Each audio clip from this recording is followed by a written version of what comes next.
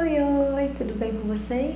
Meu nome é Thaís Matê, eu sou da Matê Consultoria Materna. Hoje o bate-papo vai ser sobre a minha gestação. Vou contar pra vocês como é que foi a minha história como gestante.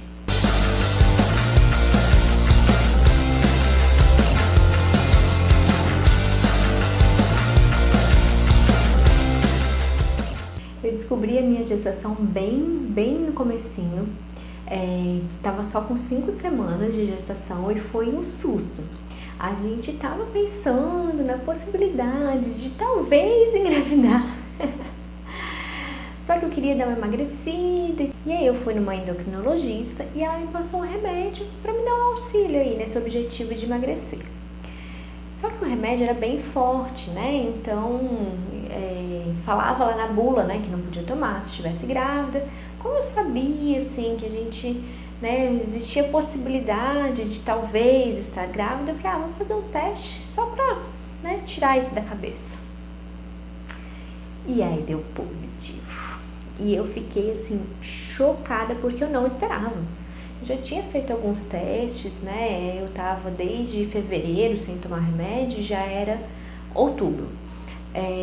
Então, assim, a gente tava se prevenindo, mas eu já tinha feito alguns testes, assim, né? De vez em quando acontecia, da gente não usar o preservativo. Então, assim, eu já tinha feito alguns testes de gravidez. Sempre dava negativo, era só mais um, né, gente? Só que não. E aí eu fiquei chocada mesmo, eu falei... Assim, eu não tinha fala, eu não consegui nem falar pro Felipe. Eu fiz o teste um dia de manhã, antes de sair de casa para um compromisso, super aleatoriamente, assim, o Felipe tava saindo de casa para trabalhar também. E aí eu não consegui nem disfarçar para fazer surpresa depois. Na mesma hora eu mostrei ali para ele a caixa, foi aquela coisa assim, tipo, como assim? Fiquei chocada, foi esse meu sentimento inicial, choque. E o Felipe ficou super feliz de cara. E ele não soube lidar com a minha reação de choque, né? Aí ele depois falou assim, tá, se você tivesse ficado feliz, eu teria ficado feliz. Se você tivesse ficado triste, eu teria ficado triste. Mas choque eu não sei, não tá no manual, isso eu não sei lidar. Mas enfim, aí eu fui ali digerindo, né, aquela informação, né, me acostumando com a ideia, ok. Claro, fiquei super feliz, eu sempre quis ser mãe, sempre esteve nos meus planos ser mãe. Veio uns 6 meses, assim, antecipado, mas veio no tempo de Deus, né? E aí a gente marcou, eu já marquei, né, uma consulta com o pré-natal, voltei na endócrino, falei, olha, descobri que eu tô grávida, e aí a gente ajustou o remédio que eu faço uso contínuo para tratamento do hipotireoidismo.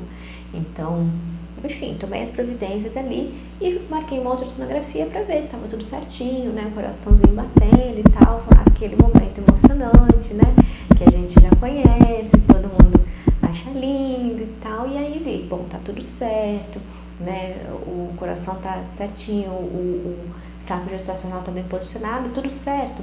Bom, então agora, para quem que a gente vai contar, né?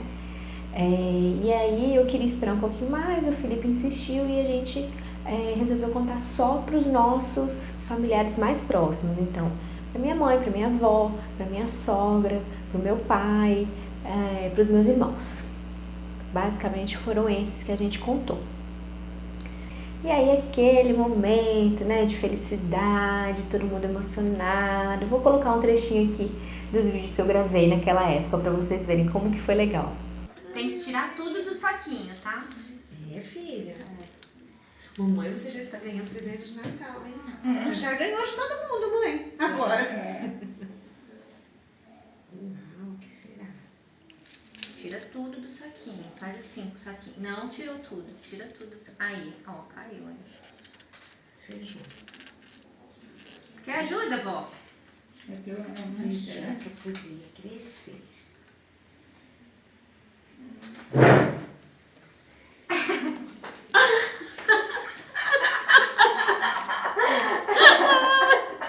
Ela nem leu ainda, mãe.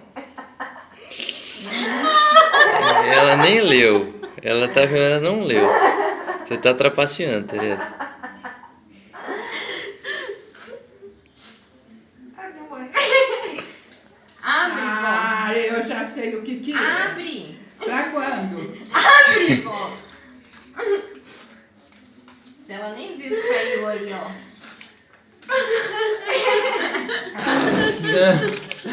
Ai. Deixa eu filmar.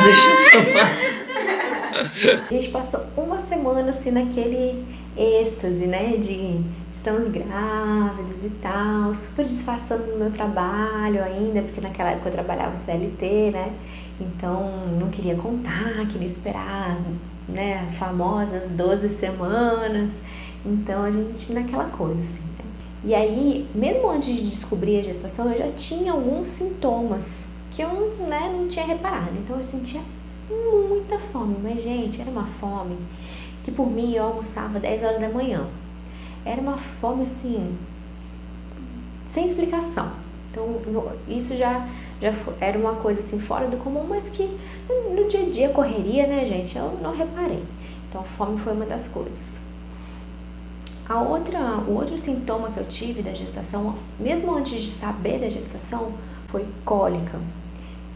E dor nos seios, né? Os seios doloridos, sensíveis. E aí imaginei assim, né, gente? TPM, né? A menstruação vai chegar. Logo depois de descobrir a gestação, eu também passei a sentir muita dor nas costas. Também é um sintoma comum. E nossa, minha lombar doía demais. O que por um lado foi bom, porque eu conseguia ter umas desculpas assim para não fazer algumas coisas. Tipo, não carregar muito peso, né, não ir em alguns lugares e tal, por conta da dor nas costas, né, sem mentir e sem falar a verdade, sem falar exatamente, né, assim, o motivo de eu não fazer aquilo ali, né, não queria falar ainda que eu estava grávida, mas também não estava mentindo, né, eu realmente estava com dor nas costas e aí eu usava essa desculpa para fugir de algumas coisas. Mas passei ali uma semana naquele êxtase, né, de super feliz com a gestação e sem estar enjoada. Então, nossa, fiquei me gabando, né, não vou enjoar. Deu uma semana e aí o negócio começou a dar ruim.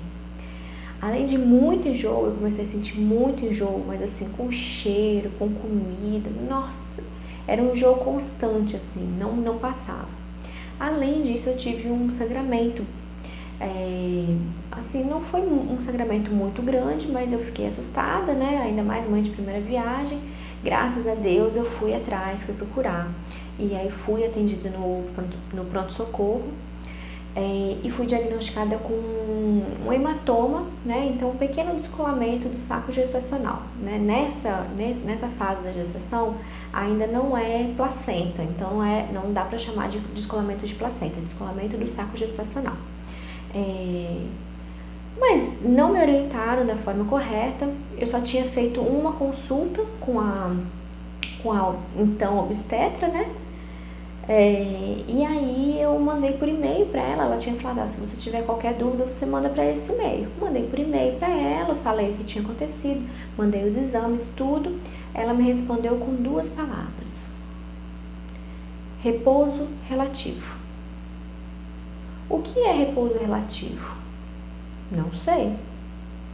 Bom, relativo, vou fazer o seguinte: vou dar uma maneirada, né, de pegar peso, de fazer algumas atividades assim em casa e seguir minha vida, né? Mas fiquei com aquilo na cabeça, não sangrou mais, mas fiquei com aquilo na cabeça, né? Aí comentei com algumas pessoas, né, próximas e tal, e aí falaram, Thaís, vai em outro médico, né, pede outra opinião e tal. Estranho, né, essa pessoa tinha respondido assim, só assim por e-mail, né? E aí lá no pronto-socorro tinham falado pra mim, falou, daqui 15 dias você volta pra ver como é que tá a evolução, né, do descolamento. E aí eu voltei e tinha aumentado. Aí eu arranjei um outro médico, fui lá nele, foi a única vez também que eu fui nele, porque ele foi ótimo comigo, ele me orientou da forma certa, falou que eu realmente precisava ficar de repouso, eu não podia permanecer trabalhando, que eu tinha que ficar a maior parte do tempo sentada ou deitada, realmente repouso mesmo, né? Não precisava ser repouso absoluto, que é o repouso que você tem que ficar o tempo todo deitada, você não pode levantar nem para tomar banho, nem para fazer xixi. Não é esse repouso, mas o repouso relativo exigia que eu realmente desse uma segurada aí nas minhas atividades diárias, né?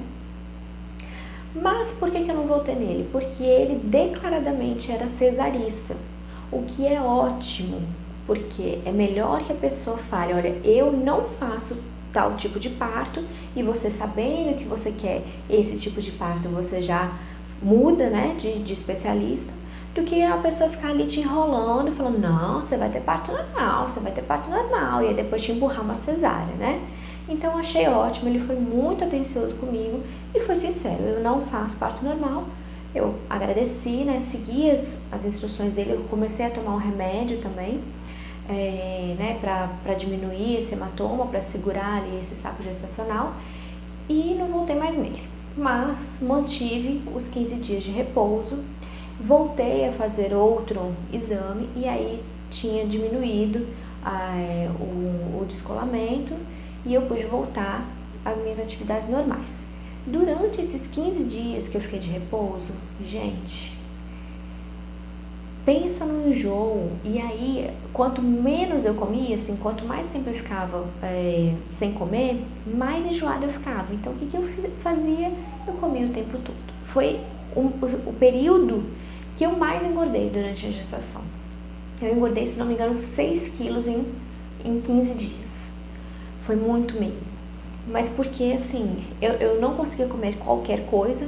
Uma das coisas que mais passava meu enjoo era açaí, mega calórico, e porque era gelado e tudo mais, então eu comia, assim, litros de açaí.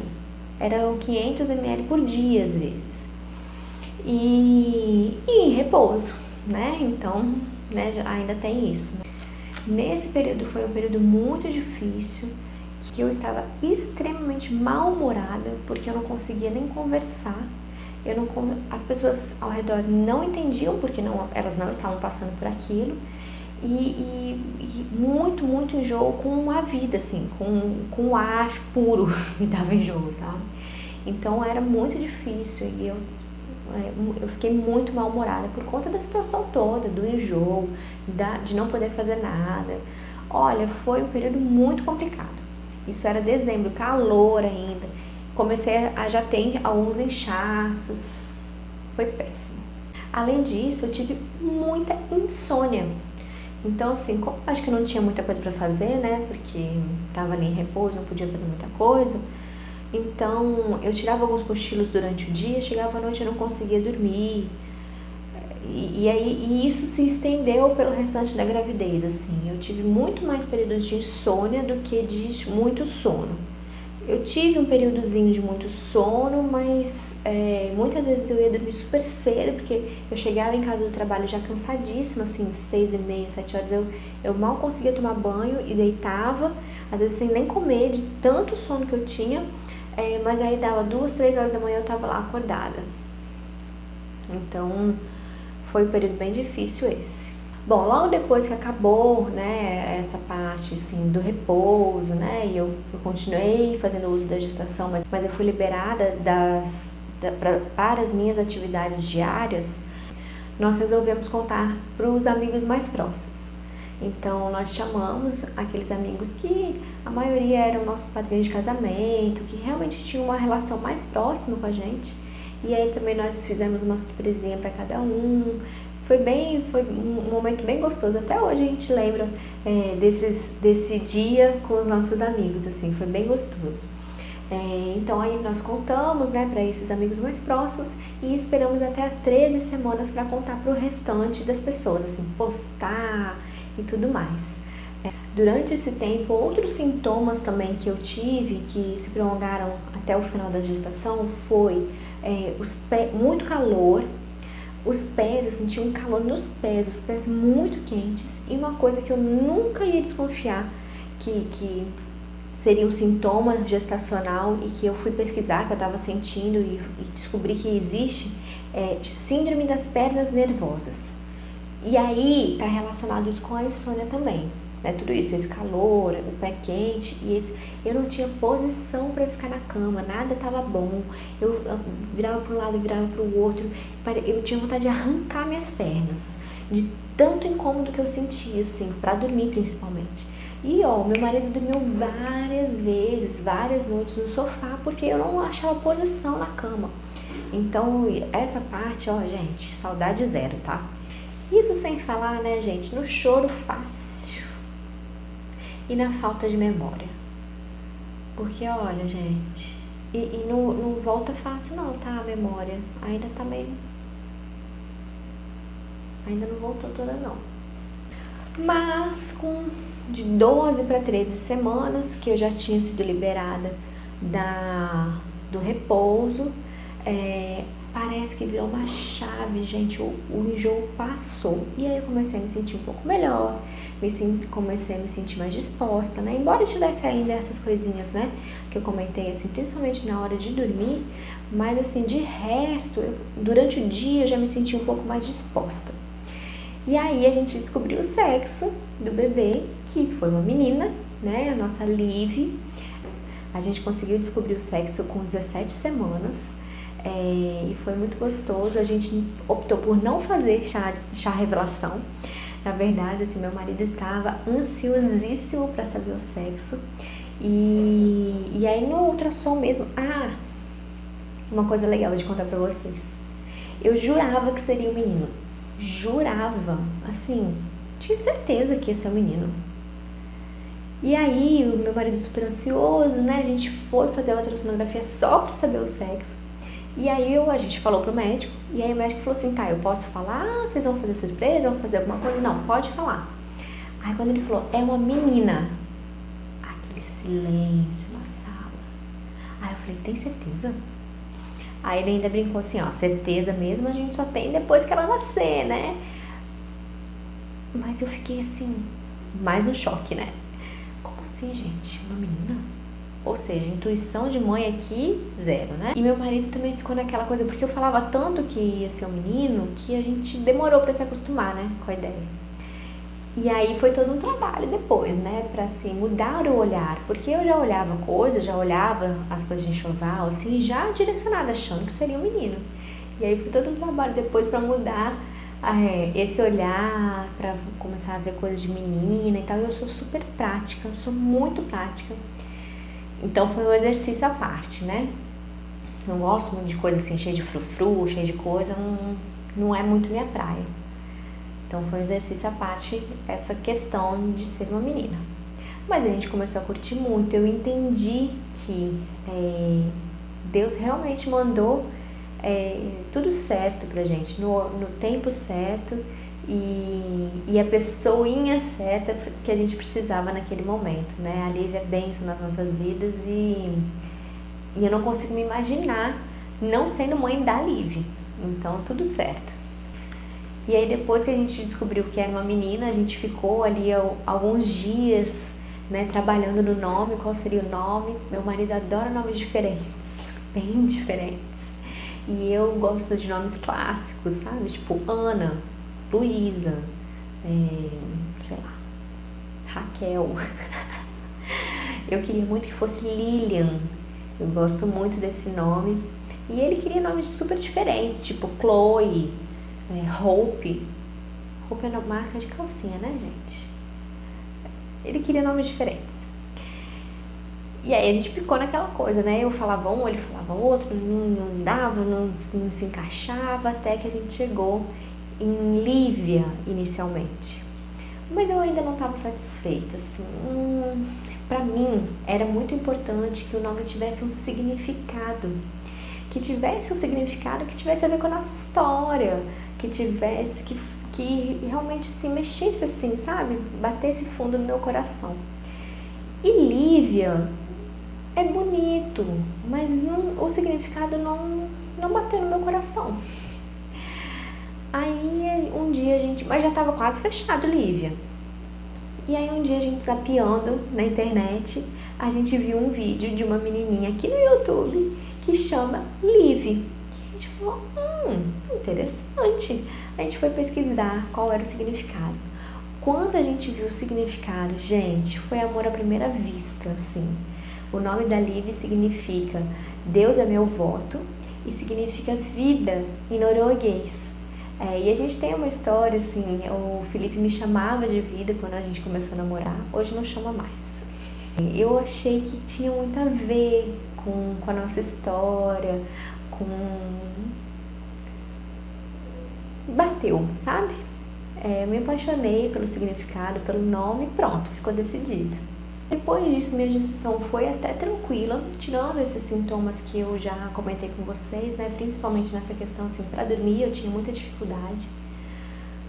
Mas eu tive uma gestação relativamente tranquila, né? No finalzinho que a gente começou a se preocupar em relação ao tamanho da Lívia, se preocupar com o fato dela estar pequena para a idade gestacional. Então, quando eu estava com 38 semanas, o tamanho dela era de 35. Então, assim, a gente foi acompanhando um pouco mais de perto. E uma coisa que não foi nada legal durante a minha gestação foi o meu pré-natal. Então, assim, eu tive uma péssima assistência de pré-natal. Eu mudei de médico 4 vezes. Depois desse segundo médico, que era cesarista, eu fiz o acompanhamento quase que completo com uma terceira médica, só que eu não ia pagar disponibilidade. E ainda bem que eu não paguei disponibilidade para ela, tá? Porque uma pessoa que faz esse tipo de assistência, gente, enfim, quando chegou lá com 36 semanas, que o correto seria começar a agendar consultas quinzenais e depois semanais, ela simplesmente queria me atender só dali um mês, uma vez no mês. E aí eu questionei a secretária, mas como assim? Eu tô com 33, que um mês eu vou estar com 37 semanas, o bebê já pode até ter nascido, como assim? Aí ela falou, não, é isso mesmo. Aí, ou seja, fui pra quarta médica, eu fui procurar uma quarta opinião. E aí fui muito bem acolhida, a médica começou a me acompanhar semanalmente, até por conta dessa questão da Liv estar pequena, então ela me acompanhou bem. Eu contei um pouco desse finalzinho da gestação, eu contei um pouco lá no meu relato de parto, então se você não viu, vai lá ver que vale a pena, né? Então eu tenho certeza que eu não chegaria a 41 semanas, né?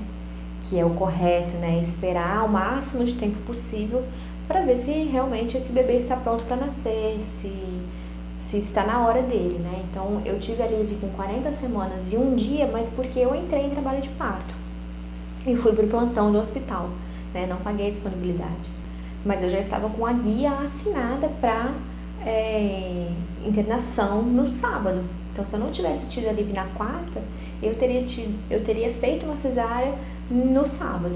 E se você for lá e entender qual foi a minha história no meu relato de parto, você vai ver que se eu tivesse entrado numa cesárea, eu provavelmente não poderia ter tido outros filhos, né? Eu teria saído da cesárea com a Liv nos braços, mas com uma esterectomia, muito provavelmente, porque o médico que me atendeu, que fez a minha cirurgia, que conseguiu salvar meu útero, ele foi chamado especificamente para fazer a minha cirurgia. Se eu tivesse tido uma cesárea com aquela médica que estava me atendendo, ela provavelmente não saberia lidar com aquela situação e teria feito uma esterectomia. Então, Deus faz tudo certo. Bom, eu vou encerrar esse vídeo por aqui, mas eu vou gravar uma segunda parte, porque eu quero contar para vocês algumas coisas que eu aprendi durante a gestação e algumas coisas que eu odiei durante a minha gestação. Então, se você gostou desse vídeo, curte, deixa o seu joinha, compartilha também com alguém, comenta aí embaixo o que você está sentindo durante a sua gestação, ou o que você sentiu, quais são os preparativos em relação a isso, e se inscreve no canal para pegar a parte 2 desse vídeo.